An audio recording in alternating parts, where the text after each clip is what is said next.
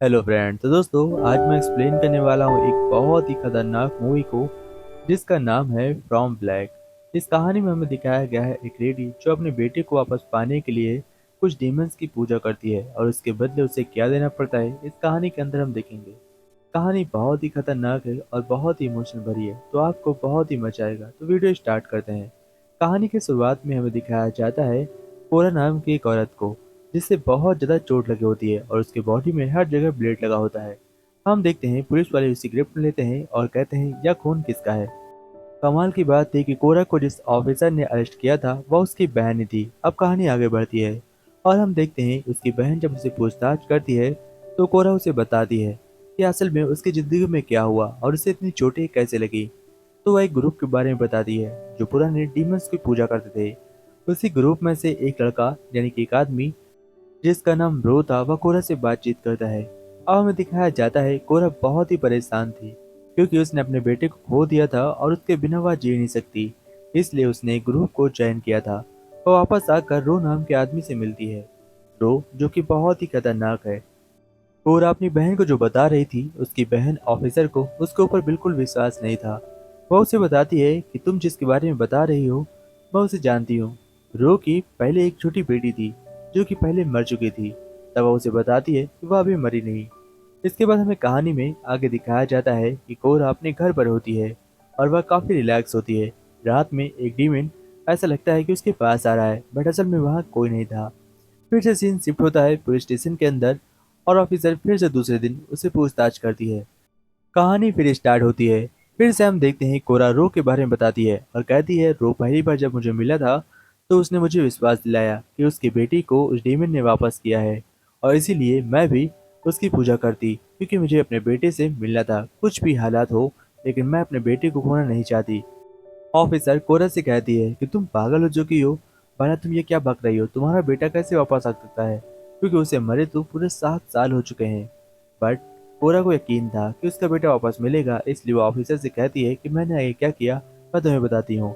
Day first, जहाँ पे हम देखते हैं कि कोरा रो के साथ मिलकर एक पुरानी प्रक्रिया करने वाली थी और जैसे ही उसकी बहन ऑफिसर ये सब कुछ सुनती है वह हंसने लगती है। वह कहती है कोरा तुम पागल हो चुकी हो, क्या तुमने कोई नशा किया है, तुम क्या बोल रही हो, तुम्हें पता तो है। तब कोरा उससे कहती है कि हाँ मुझे सब कुछ पता है कि मैं क्या बोल रही हूँ।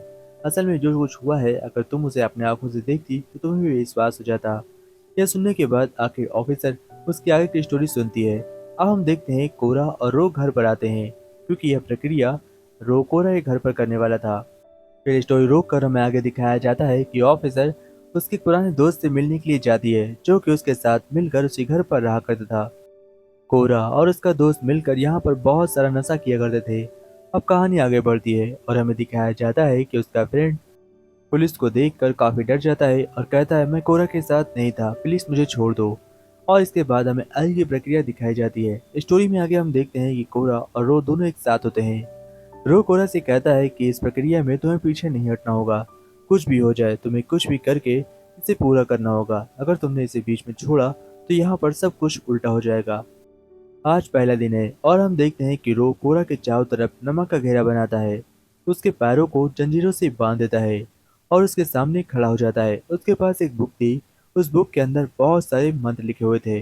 वह जो मंत्र पढ़ेगा कोरा को भी उसी मंत्रों को रिपीट करना था। अब हम देखते हैं ऐसा करते हुए बहुत टाइम बीत जाता है। कोरा थक गई थी लेकिन अंत में कुछ ऐसा होता है, हम देखते हैं कोरा हवा में उड़ती है और फिर गिर जाती है। ये सब कुछ वो ऑफिसर को बता रही थी। इधर हम देखते हैं कि उसे अब्रो के ऊपर पूरा भरोसा हो गया था। वो से कहती है कि अब मुझे तुम पर भरोसा है, मैं अपने बेटे से मिल सकती हूँ। तभी हम देखते हैं कि उसके पड़ोसी यानी कि जो उसका फ्रेंड था उसके साथ नशा करता था वह उसी घर पर आता है और वह रो को देखता है। उसे लगता है कि इन दोनों के बीच कोई रिलेशनशिप है बट असल में कुछ नहीं था। वह यह देख कर लौट जाता है। फिर हम देखते हैं दूसरे दिन हमें दिखाया जाता है कि रो डे 2 में फिर से वही ट्रीटमेंट करने वाला था। इसमें हम देखते हैं समर्पण। रो डीमन को बुलाकर कोरा के साथ मिलकर समर्पण करने वाला था ताकि डीमन को उन पर भरोसा हो। इसके बाद हम देखते हैं जब वो लोग इस पूजा को स्टार्ट करते हैं तो कोरा सपनों में कहीं पर पहुंच जाती है और वह देखती है अपने बेटे को। उसके बेटे को एक आदमी पकड़कर वहां से लेकर जा रहा होता है और फिर वह उसे एक ऐसी जगह पर रखता है। कोरा उसके पीछा करते हुए वहां पर पहुंच जाती है और फिर डीमन उसका मुंह पकड़कर उससे कहता है अगर तुम्हें अपने बेटे से मिलना है तो तुम्हें बलि देनी होगी, तुम्हें सेक्रीफाइस करना होगा। इसके बाद हम देखते हैं कि वहां से वह गायब होकर फिर से प्रेजेंट में पहुंच जाती है और ये सब कुछ वह ऑफिसर को बताती है। इसके बाद हम देखते हैं कि उसकी बहन के पास जो उसके साथ काम करती थी एक और पुलिस लेडी वह एक रिपोर्ट लेकर आती है और वह कहती है कि कोरा जो कुछ बोल रही है वो बिल्कुल सही है, क्योंकि रो की बेटी अभी भी जिंदा है और वह अपने नानी के साथ रहती है। यह देखकर ऑफिसर के होश उड़ जाते हैं।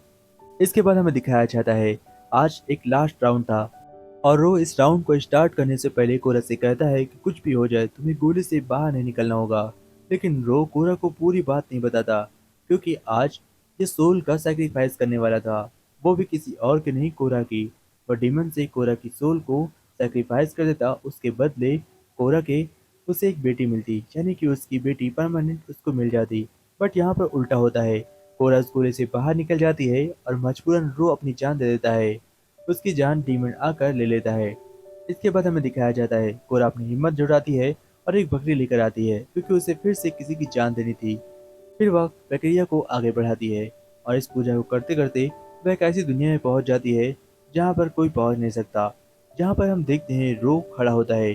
रो कोरा को देखता है और उससे कहता है कि मैं तुम्हारी आत्मा को बेचकर अपनी बेटी को मांगने वाला था, बट क्योंकि तुमने नियम तोड़ दिए, तुम गोले से बाहर निकल गई, अब डीमन तुम्हें भी मार देगा। इसके बदले मैं तुमसे चाहता हूँ कि तुम अपना सैक्रिफाइस करके अपने बेटे को बचा लो। यह सुनने के बाद हम देखते हैं कि रो उसे कुछ पीने के लिए देता है, बट यह ब्लड था जिसकी वजह से वह पी नहीं सकती। वह बहुत ज़्यादा निराश होती है। इसके बाद वह फिर प्रेजेंट में आती है और उसी डीमन के सामने खड़े होती है। डीमन उसे कहता है कि मुझे तुम्हारी आत्मा चाहिए, तुम प्रक्रिया को पूरा करो वरना मैं तुम्हें जान से मार दूंगा और तुम अपने बेटे से कभी नहीं मिल पाओगी। यह सुनने के बाद आखिर में कोरा को कुछ तो करना ही था, इसलिए वह इस प्रक्रिया को आगे बढ़ाती है। वह डीमन इसे मारने ही वाला था, लेकिन वह दिमाग लगाकर अपने उस फ्रेंड को घर पर बुला लेती है और उसका सैक्रिफाइस करती है। लेकिन डीमन उसके दोस्त को मार देता है, बट उसका मन अभी भी नहीं भरा था। उसे अभी भी कोरा की ही सोल चाहिए थी। वह घबरा कर भागती है और 911 पर कॉल करती है और सीन इसी समय पर प्रेजेंट से स्टार्ट होता है। हम देखते हैं ऑफिसर यह सब सुनने के बाद उसे जेल के अंदर बंद कर देती है, क्योंकि उसे ऐसा लगता है कोरा ने बहुत सारा नशा फूंक रखा है। हम देखते हैं कोरा जेल के अंदर थी और उसे पता था कि वह डीमन उसे मारने जरूर आएगा। वह डीमन से वादा करती है कि तुम मेरी सोल ले लो, बट मेरी बेटी को यानी कि मेरे बेटे को वापस कर दो। और वह डीमन कोरा को अपने साथ वापस ले जाता है। उसकी बहन उसी घर पर जाकर कोरा को ढूंढती है जहाँ पर उसका बेटा मिलता है। यह देखने के बाद उसकी आंख फटी रह जाती है, यानी कि वह प्रक्रिया बिल्कुल सच थी और आखिर में वो कारगर भी थी। दोस्तों यही थी स्टोरी। आशा करते हैं आपको स्टोरी पसंद आई होगी। जय हिंद फ्रेंड्स, टेक केयर फ्रेंड्स।